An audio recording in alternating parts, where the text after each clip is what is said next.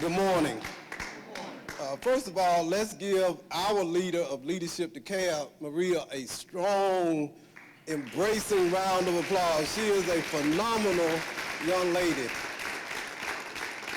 And also, I want to welcome you once again to the DeKalb County School District. And also, I want to congratulate each and every one of you who've been selected to participate in one of Georgia's most respected leadership initiatives, and that is Leadership DeKalb. As I was listening to the earlier presentations from Dr. Beasley and Regional Superintendent Arnold and Ms. Nunez, I would recall my first leadership experience. I was a member of the inaugural leadership class in Athens, Georgia in 1981, way back in the 20th century. I was a member of our first leadership class sponsored by the Athens-Clarke County Chamber of Commerce. Now, just a little story. I sat in the back of the room, and we had an endless series, seemingly, of speakers. And some I listened to, and others I didn't pay a whole lot of attention to because I was busy. We didn't have texting then. I was looking at my pager back in the 80s, right?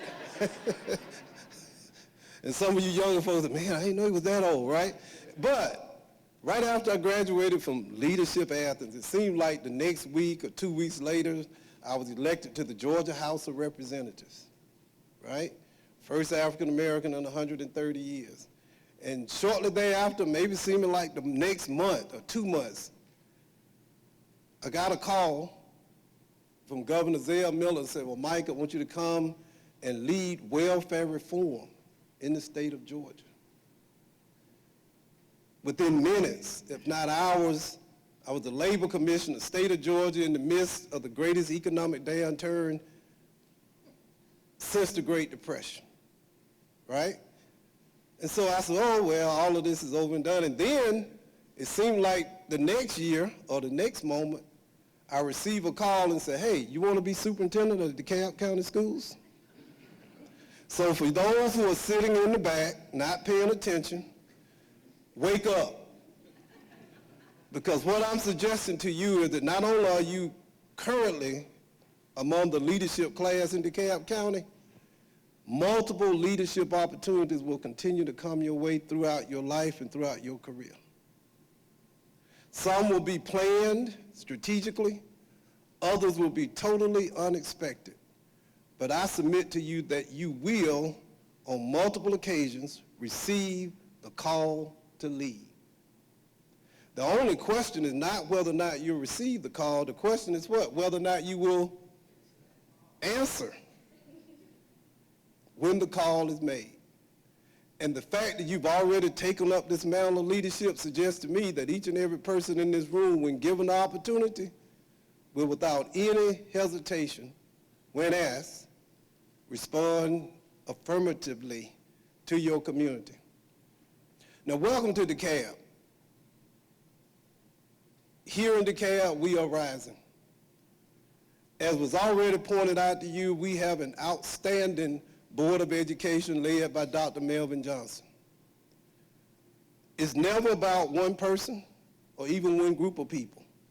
It takes an entire organization in order to be successful. And in a school district, the primary leadership is provided by the board. As was pointed out, remember now, many of the problems that we faced was the result of what was described as board mismanagement. And I hope if you've not already had a chance to talk to Dr. Johnson and the other members of the board, at some point you will, because they are doing a phenomenal job in providing the leadership. You may not know it, but in school districts, school boards have only one employee. Did you know that? If you remember, when you become a member of a school board, and some of you will, it's always surprising to citizens and stakeholders and parents when they are informed that they only get a chance to hire one person. And in a district with 14,000 people, the only person they can hire is whom? The superintendent. So part of being a great leader is that your job, number one, oftentimes you must not just hire, but oftentimes you have to select what? the right people to support and implement your strategies and initiatives.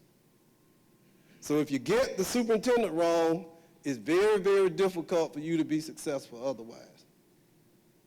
And as a leader, when you're selecting employees or colleagues or supporters to be a part in your central organization, you can't just hire your sorority sisters and your fraternity brother.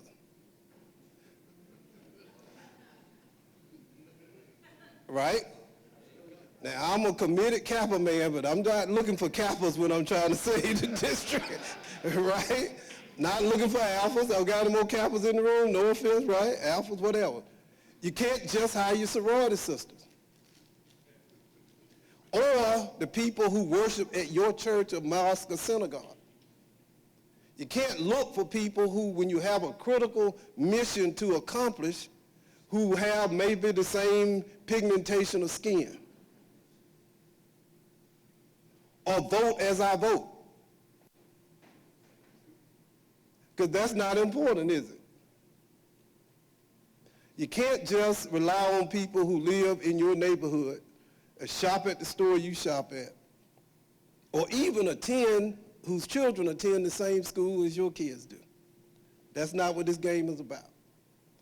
Leadership is about two things. Number one, always enlighten self-interest. And that's what we're doing here in DeKalb County. Now, we're all self-interested, right? By human nature. I question people who try to convince me that they're not self-interested. We are all what? Self-interested.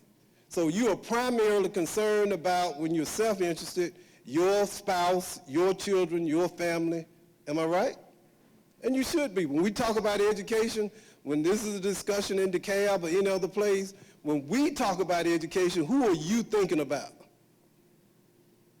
You thinking about who? Your children, your grandchildren. How does this impact who? Me and the people closest to me. That's fine. That's very rational, and that's expected. And matter of fact, it's encouraged. But when you take up the mantle of leadership, or especially when you answer the call to be an educator, and by the way, my senior staff, the people who are here surrounded by me, they're some of the most dedicated, qualified people I met. And I tell them this privately, so what I'm saying now, they've heard before, they're also some of the most intelligent people I've ever had a chance to work with. So when you become an educator or a leader, you can no longer be what? Just self-interested. You must embrace the notion of enlightened self-interest. Self-interested, yes. My daughter, my grandchildren, my son, my husband, my wife. Enlightened self-interest is what we're about in DeKalb. So enlightened self-interest helps me to elevate my thinking to the point that I'm not just concerned about my daughter or my grandchildren who are yet to be born, but I'm just as interested in your children. I'm just as interested in the children who live across the street, who live across the county. I'm not just interested in people who attend my church, but I'm interested in people who go to synagogues and mosques, or who may be atheists or agnostic. I'm a committed, lifelong Democrat.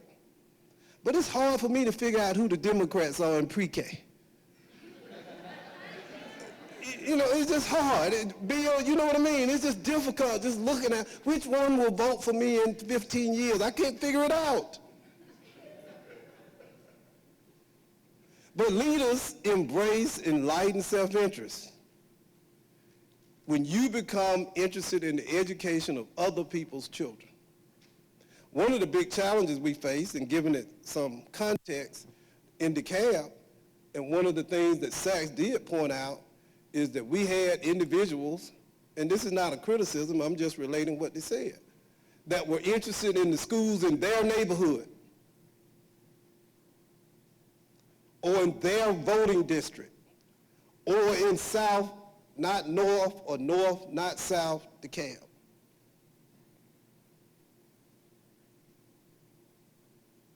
One of the interesting things about being a school board member that I've learned since I've been here is that school board members are elected from districts but you can't represent your district. You don't represent the district that you elected from. That you must, by statute, by law, ethical and otherwise, represent what? The entire county. And by the way, the entire DeKalb County doesn't really look like most people think it does. That old construct of north, south, black, white is obsolete and dated. Doesn't even exist anymore. Not only are 34% of the students who attend DeKalb not African American, but the fastest growing demographic, what it will become, is Hispanic, Latino, Asian, and others. Now, we still fighting the old battles. One of my favorite, any Star Trek, any Trekkies, I ain't talking about like the next generation, I'm talking about the real Star Trek. I hate the next generation Star Trek. I like James T. Tiberius Kirk, the real captain, right? You remember the episode, Ken, you remember when it's two people have been fighting, their races have been fighting for generations? One is black on one side, white on the other, and the other one is white on one side, black on the other, and they despise each other now. They've been fighting just nonstop. That DeKalb no longer exists. But we're still fighting those battles. But I remember when I took the job, they said, well, what are you talking about? I said, well, have you ever shopped at the farmer's market in Clarkston? When I first moved to DeKalb 20 plus years ago, whenever it was, I went over there, I was like, who is buying all these exotic foods? I was confused, right? Who are these people? If you've not visited the farmer's market in DeKalb, you need to just go. Is that fair? Yeah, don't go on Sunday. And why not? Why not Sunday? Too many people. Good. It's like Black Friday during Christmas time. Too many people.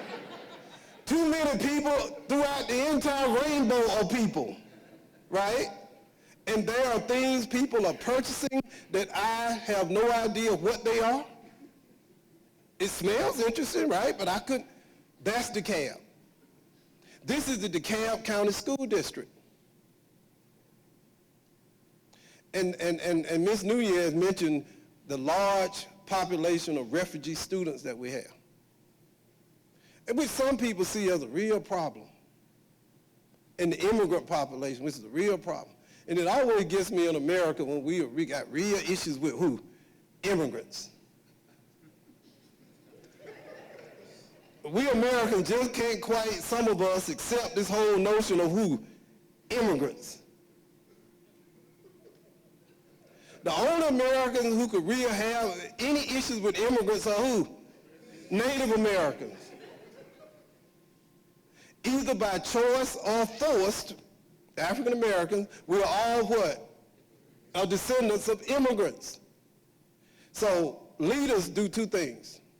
And this is my best example when it comes to the refugee population, the English as a second language population. You're walking down a path as a leader in life, and there's a great big stone right in the front of you. Now, some people will look at this stone and say, man, oh boy, there's this huge stumbling block in my way. It will impede my progress. The true leaders will look at the same stone and say, you know what? That's a stepping stone. And if I really change my view, it can help me along my way. There is a difference between a stumbling block and a stepping stone. And what's the biggest difference? It's how you perceive it. It's how you perceive it. When I came to DeKalb in February, all I saw was opportunity. Never, first of all, when you come into a leadership situation, you should inventory your assets first. Most of us would say, all right, what are my problems? We're on probation, we have a deficit, morale is low, the school board is being removed. That's what they told me. Academics are lagging. And you know what I said? That's other than that, y'all in pretty good shape around here, you know. Assets first, inventory assets, then leverage your assets to address what? Deficits and liabilities. We have 99,300 and I think 47 what? Assets. Those are, students are assets. We have some 14,000 employees who are what? Assets. We have tens of thousands of parents and stakeholders who are assets. It's interesting in the corporate sector when we do profit and loss, there's really not a line item for human capital, is it? And we often view life the same way. We don't value the human capital we have, assets. We're on our way, and I'll stop and take some questions. Let me tell you where we are, because Maria wanted me to lay out where we've come, and the question is where we're going. We are well on our way to becoming a national model as it relates to transforming public education in America. The first thing and the most important way that really I think set the table for us is that we stop looking at the problems through a black-white racial lens.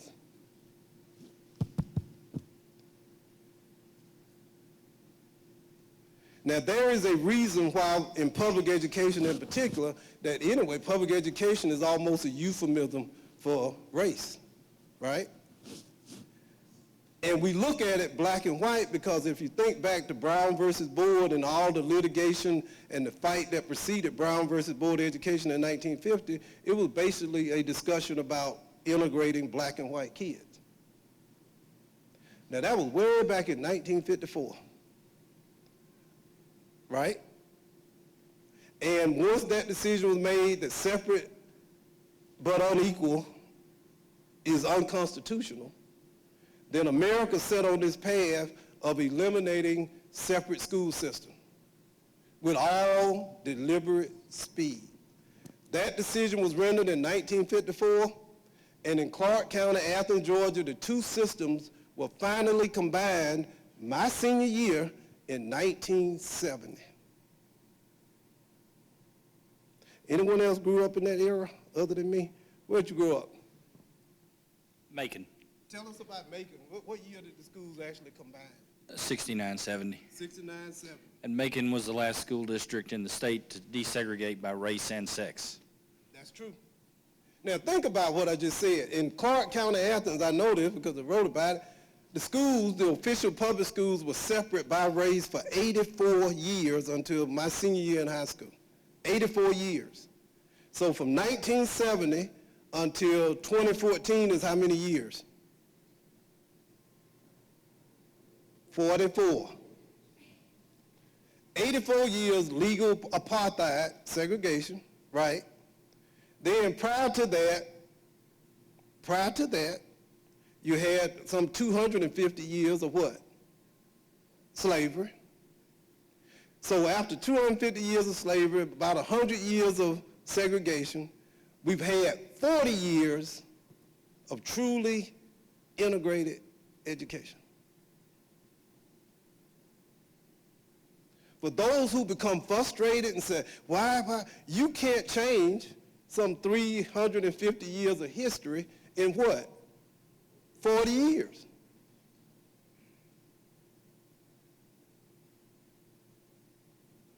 If you consider the progress that's been made in 40 years,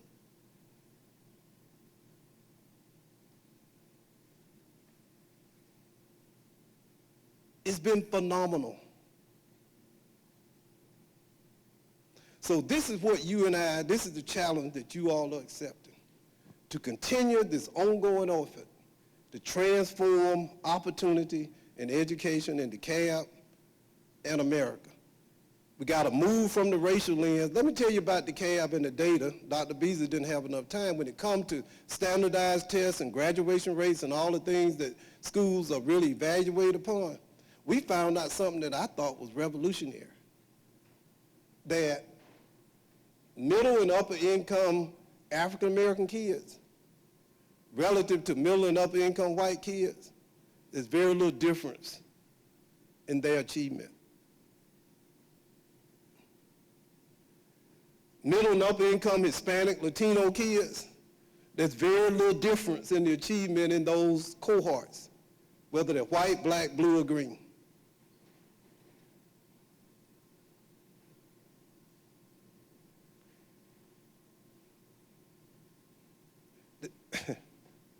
If you have a third grade African-American young man who's underachieving, the biggest mistake you can make in terms of trying to address his underachievement is somehow to tie that to the fact that he's what? Black. This is what I told my staff. If the reason for his underachievement is because he has black skin, there ain't a whole lot I can do about it.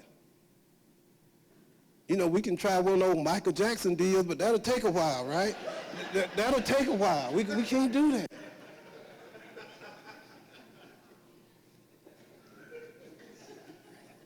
But if it's because of lack of opportunity, if it's because of lack of parental engagement, positive parental engagement, if it's because of low expectations by employees of DeKalb County, if it's because of mismanagement and disinterest at the board, if it's because we have central office employees who are more concerned about themselves than about the children who are enrolled in the district, we'll do something about that.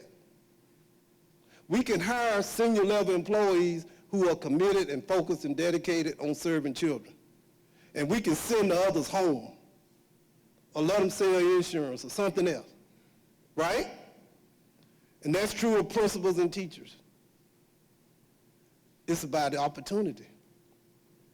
And by the way, there are many low-income kids whose parents, through sweat equity, make up the difference. The biggest, if we look at all the data, the one thing that has the biggest impact is not the superintendent, not the board members, not the principal or the teachers. The one thing we have noted through our research and analysis is that the most important indicator of student success is parental engagement. It's not standardized tests, it's not charter or status quo, it's not IE squared, it's not any of that stuff.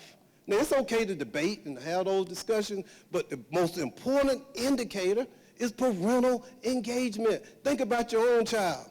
Who's had the greatest influence on your children? The teacher? No. The superintendent? Who is that? It's you. We have to help through technical and other systems build capacity among parents. This is the opportunity of a lifetime. I told Ken and others, out of all the various jobs I've had, this has been my most, by far, rewarding experience. Because this is not about the next election. It's about the next generation. And we have to have leaders in DeKalb across Georgia, especially in Georgia in the General Assembly, who can see past the next election and do what's in the best interest of the next generation. That's where we are in DeKalb. We're rising. Old DeKalb school district, dead. Gone. We learn from the past, we don't dwell on it. Off probation, out of debt. Lawsuits, legal fees cut by 60%. Teachers in classrooms more excited and energized than they've been in decades. We're on our way, but we need you. We need your help. Let me tell you what we need most. We need you to open up your minds and receive the new information. What is transpiring now, not what transpired in the past. I'll take a few questions. Yes, ma'am. Coming with a mic. Peggy Johnson, Callan-World Fine Arts Center. Of course, Beautiful facility. thank you, thank you. Of course, you already know how much I love the arts. I've been in arts for over 20 years, and the arts is one of our country's and Georgia's biggest export. And also, it's been proven that the arts help children to learn better. I can go on and on and on. How do you feel about the arts in DeKalb County School? You may have not noticed, but on your way out, I want you to notice the 2 display cases out front that are chock full of student art, developed, designed, created by students. This is an evolution. When the first day I walked in this building, and I told the senior staff this, so I'm not saying anything, I'm like, where's the evidence that our primary business is children? We are investing in art. One of the things I told senior staff in this week's senior staff meeting is that next year we're going to have an art show here in this building. I had 4 students from DeKalb, from DECA, who you all will visit. I was touring the building, I guess, about a year ago, and what's the art teacher? She was teacher of the year over at DECA. I always can't think of her name. You'll meet her. And I met 4 of us students, and they walked out and they showed me their artwork in the hallway. I bought it. It's on display in my office right now. I invited the students and their parents to a personal reception to honor them. I understand the value of art. As we rebuild our budget, now that we've got a $10 million surplus, and if Dr. Bell is on point, we are going to have a $20 million rainy day fund after the end of this fiscal year. We will have the ability to invest more in art and other activities that help create a more holistic educational environment. But looking at, and that's a small thing, those cabinets, by the way, was sitting in a corner back in my suite, unused. And when Mr. Hudson and others moved them to the front and placed art there, to me that spoke volumes about what we believe as it relates to the creativity and the talents of our students. I saw another hand. Orlando, Fulton County Superior Court. I just wanted to know, you emphasized parent engagement. What are we doing as a county to increase parent engagement, and also what are we doing to reduce classroom sizes? Well, to your second question, we're getting our fiscal house in order. You can't reduce classroom sizes when you're operating in deficit, which is what DeKalb was until the end of last fiscal year. Once you grow your rainy day fund, when I came a year ago, we had less than $100,000 in our, quote, savings account. You can't reduce class sizes, you can't eliminate furlough days, you can't do anything of substance until and unless you get your fiscal house in order. We are doing that. As a result, this year we eliminated 2 furlough days, and we're working on a budget that we will continue to reduce or eliminate the last 4 furlough days for teachers in next fiscal year's budget. Once you do that, then you build forward. We were in a huge hole fiscally in the district. You have to understand it was devastating. We cut some $400 million out of the budget over several years. And it wasn't just because of, quote, mismanagement. When the state of Georgia, thank Governor Deere is reversing that this year, but when the state of Georgia cut $7 billion from local education funding, beginning in 2008, when the property tax digest in DeKalb declined by 27%, and my primary source of revenue is what? Ad valorem taxes, things, and the way you can balance a budget, you can lay people off, you can not hire people, and when I lay teachers off and not hire teachers, the only way I can maintain a class is to do what? Expand the number of children. It's all tied to fiscal management. So what we're doing, number one, getting the fiscal house in order so we can make the proper investments. Is that fair enough? Now, as it relates to parental engagement, Dr. Beasley mentioned, I don't know whether you all mentioned it. Is it this Saturday? This Saturday, we will have a male engagement seminar. It's technical assistance.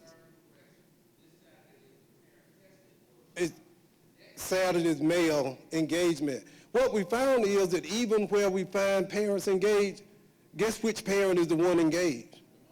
The mama. I should have known this. Same mistake I made. I used to send, when my daughter, who's now 23 and working, I always sent my wife to PTA meeting because I was out busy trying to save Georgia. Right? I'm trying to save everybody else's child. You take care of mine. So in middle school, she bought on B's where there should have been A's and C's where there should have been B's. And so I made a commitment. I'm going. And I don't know whether it was because I showed up or she was just playing, you know, she always know how to maneuver with me. The B's turned to A's. But we have to help our men understand the value. And even if you're in a single parent situation, you can still be involved in the education of your child. What's the most important thing a parent can do to support their child's education? And by the way, it's not join PTA. That has less influence. It's not as important as what happens at home. And the most important thing you can do at home with your child is ask one question. And what's that question? What happened today? How was school today? What happened at school today? And 99 and 9/10 time out of 100, when you ask what happened at school, what are they going to say? Nothing. But this is what I tell parents. The importance of that is not the answer, it's what? The question. The question is what's important because we ask about things that are what? Important. The reason you ask, what was the lotto today? Because it's what?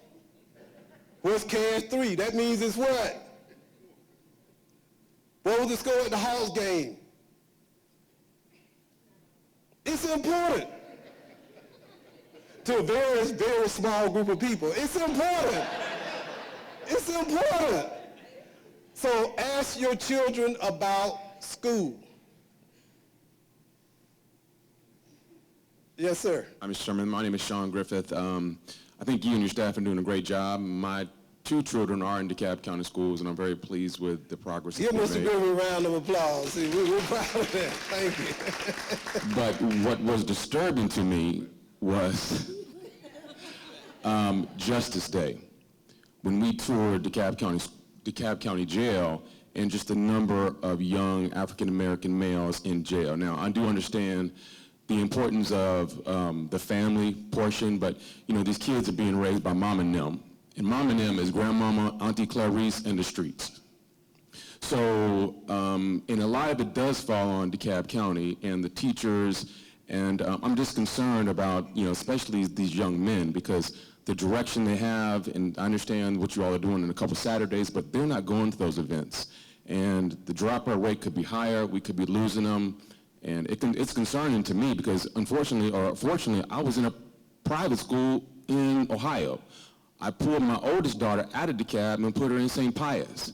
So as you're relating to the factors as high level income for African Americans and, you know, Caucasian Americans or Hispanics, they're taking their children in most cases outside of the public school system. So going back to my original question is that how do we engage these young African American men to keep them in school because the dropout rates could be higher? I know it's a lot of things I'm asking you right now, but that is the major concern that I think we have and we have to face as citizens in DeKalb County. No, a great question. I appreciate the question. And you probably already know for almost 20 plus years, I was a criminal lawyer. Well, actually, I wasn't a criminal. I was a lawyer who represented criminals. And that's a big difference between the two, by the way. So, and more seriously, to your point, I lived it. I've been in and out of a large percentages of the jails, and 90% of the people I represented during that time charged with a criminal defense were young African-American men. So the reality is there. So how do you, in the world, do you begin to address that? Well, and the president mentioned it about 3 weeks ago, about an initiative, which I was happy to see. Well, first thing you do, remember what I taught to you, assets, then what? Liabilities. Assets. We have, the last time I checked, about 30,000 plus young African-American men who are enrolled in class, in school, today, in DeKalb, following the instructions, doing their work. not members of gangs.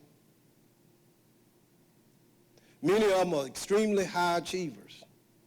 So the first thing we do is that we acknowledge the ones who are succeeding.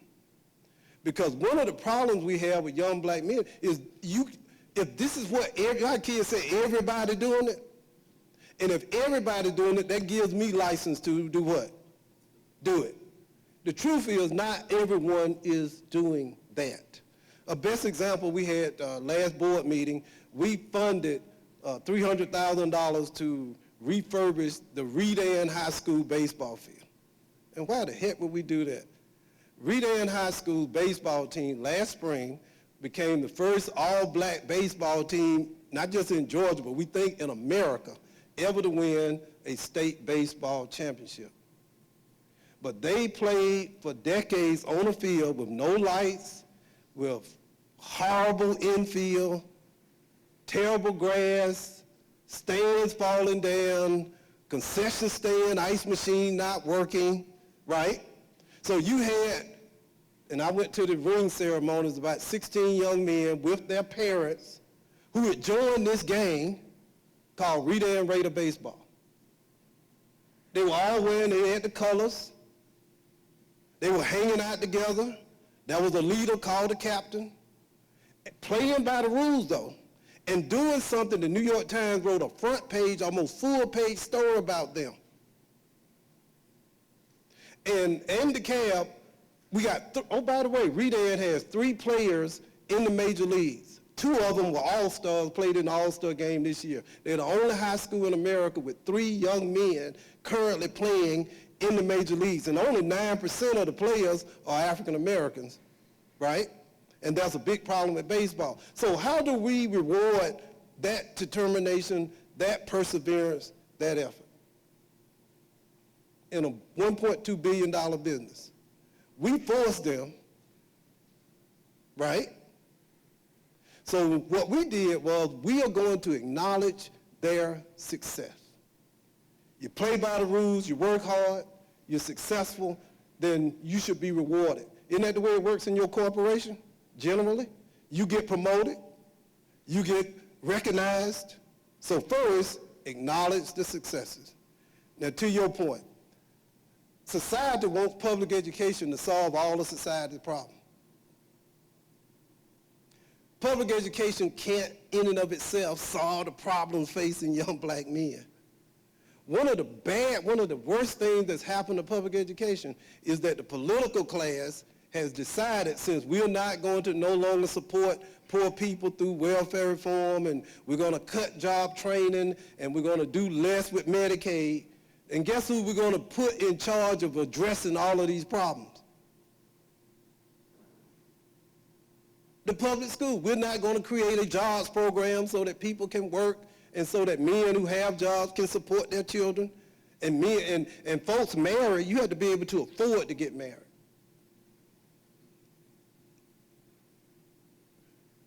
Brother smiling, yeah, you should have told me that a few years ago, right? You had to be able to afford to get married.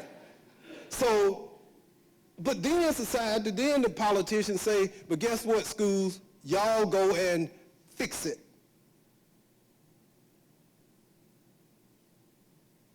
If we believe that parents have the greatest influence, then why are we testing teachers and not parents?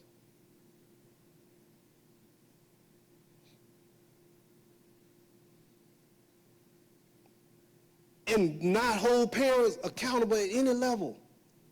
We're also starting a Jobs for Georgia graduate program initiative in the 5 high schools with the lowest graduation rates. Jobs for Georgia Graduates is a program we ran through the Georgia Department of Labor. In the Jobs for Georgia Graduates program, we're in 37 high schools in the state of Georgia, not 1 high school in DeKalb. We're getting ready to change that, right? And the National Jobs for America's Graduate is so proud that we are establishing these 5 sites at the 5 high schools who are graduating 40-50% of their students, that they are going to give us $30,000 to help us do it, right? And guess what the graduation rate is for young black men who participate voluntarily in a JGG program?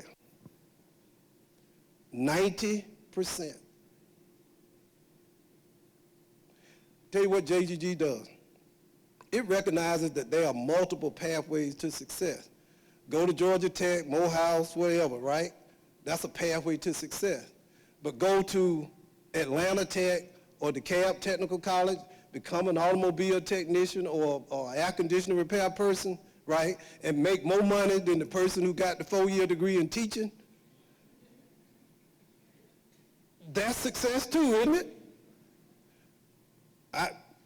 My heater went out yesterday. The air conditioner, the heater guy was there. He has a kid in the cab.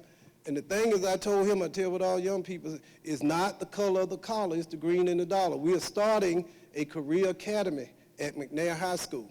We're going to recognize that there are multiple pathways to success. And they do not all lead through a 4-year liberal arts degree. I'm getting ready to channel labor commissioner for you. The people who have the technical degrees, on average, are making more money than the ones with the 4-year liberal arts degrees. But we've been trapped in a purgatory where success is only tied to whether or not you go to a 4-year liberal arts college. That's changing in DeKalb, because we know better, right? Not the color of the collar, white collar, blue collar, no collar. Not the color of the collar, it's the green and the dollar. If I can graduate a young man who becomes an automobile technician who works for Greg Barranco, and I was in his shop, he just showed me, he has vacancies. He needs 65 mechanics. They start out at $60,000 a year, and he has 20 plus vacancies today.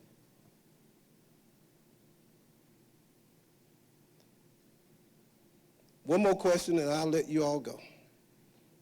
2 more. All right, Robert has preempted my decision once again. Yes.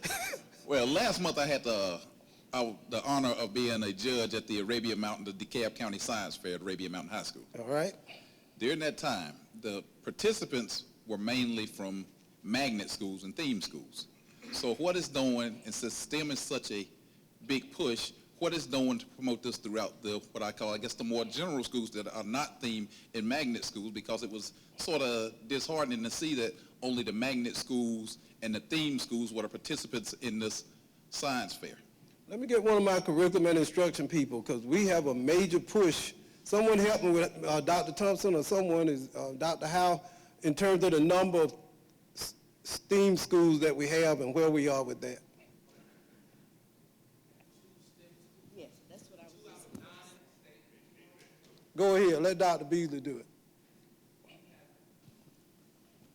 We have 2 STEM schools. We have one that will have a visit in April to become a STEM, and we believe that once the visit is approved to happen, it will occur.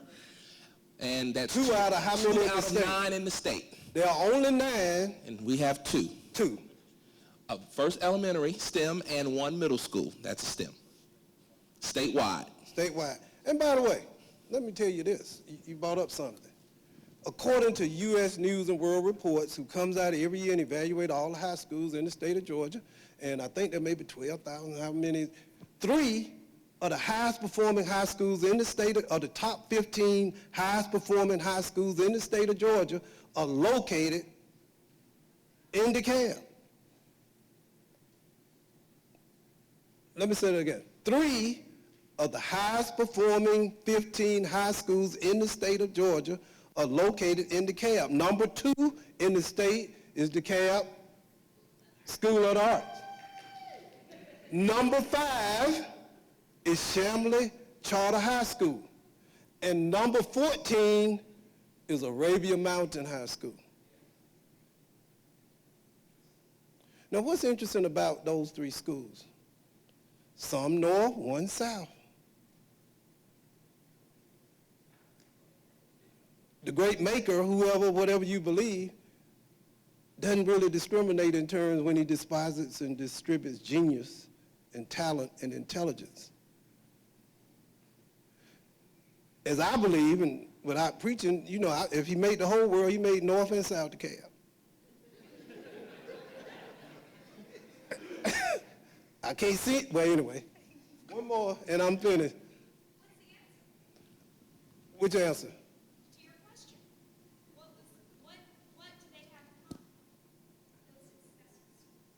about what the point is.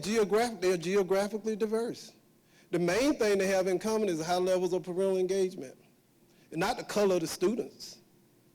Because Arabian Mountain is 98, 97% African American. The thing they have in common of every high-performing school, and then when we say high-performing, it's not just achievement, but it's also growth. Because children come to us as they are. Some children have parental engagement growing up than others, right? So we're a public system. Unlike some systems, we don't pick and choose who we serve. Whether you're a refugee or immigrant or north or south, you know what? We're public. We serve. Reverend, I got to hear from the Reverend, who's a great supporter of Tucker High School. Give him a hand, and the district, we love you. Randy Shepley, First Baptist Tucker. Two questions, quickly. You've said, and I agree with you on this, and it needs to be heard more and more and more, we've got to have champions of all DeKalb County schools, not just our own areas that we support. We do that in our own areas, but we've got to do that for everybody. I've got ideas about how we make that happen. I want to know how you get people who are focused only on what's good for them to be focused on what's good for everybody. And the second question is, you've told us what you want from us is to tell the new story. If you had one or two places where you could deploy the assets in this room, where would you want us? Give him a great hand. Great question. Well, first of all, in your neighborhood, on your job, in your social environments, you don't really have to go anywhere other than where you are. Is that fair enough? Just where you are, where you stand. Cast down your buckets where you are and tell the story. And they don't have to buy Mike Thurmond. I don't ask people to do that. All I'm asking is open your mind. At least consider the evidence as it exists. That's all I'm asking, Reverend. Is that fair enough? And what we have to do as a district where we fail miserably, to be quite honest with you, is that we have to learn to communicate to our external stakeholders. The big problem we have had, and we still struggle with it every day, is that we live in an echo chamber. The one thing I noticed when I came here, no offense, Ken, I didn't see anyone with a newspaper in the break room. I'm like, what? How in the heck do y'all run a billion-dollar corporation and not at least be aware of the realities going on about public education and politics and budget? So it's about communication and having the courage, and I'll leave you all with this, expand your comfort zone. Now, the most important thing about participating in a leadership activity is this, and if you miss this, you will have wasted all your time and your employer's time. If you finish and graduate from Leadership DeKalb, and in your iPhone or your Rolodex, if you're my age, if you have the same names and telephone numbers and contacts that you had when you started, then you will have wasted this entire episode. If you end up knowing the same people you knew when you came, then you will have wasted this entire opportunity. If you look inside your iPhone, and most of it, if not all the people in there are Democrats and black people or Republicans or whatever they might be, and if you don't take advantage to integrate your circle of influence, you will have wasted this entire moment. Expand your comfort zone. We all have comfort zones, right? People like to be with people who think and act and are similar to them. Look, think about your neighborhood, right? We live near people who are like us, either socioeconomically or politically or racially or culturally. That's normal. That's why Democrats kind of hang out with Democrats and Republicans spend time with Republicans. The Baptists, well, the Baptists, I'm a Baptist, we hang together, right? The Methodists over here, and I tell people, I'm the same way. Most, if not all of my friends are short people. You know, you gotta I still got an issue with tall folk. You know, it's just something. Bill look like they looking down on me. I don't know. Yeah. I'm just, you know, but expand your comfort zones. Have the courage, like I tell my students, have the courage of Gandhi and Martin Luther King and actually get up on this side of the lunchroom and walk to the other side of the lunchroom and actually have lunch. You have enough courage that the next time you all sit down to do lunch, don't just sit with the people you already know.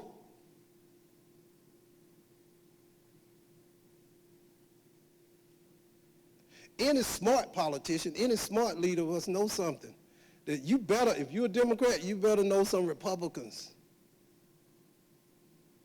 If you're a Republican, you need to know some Democrats. That's just smart politics. It's smart leadership, because you don't ever know from whence your blessing will what? Come. Thank y'all.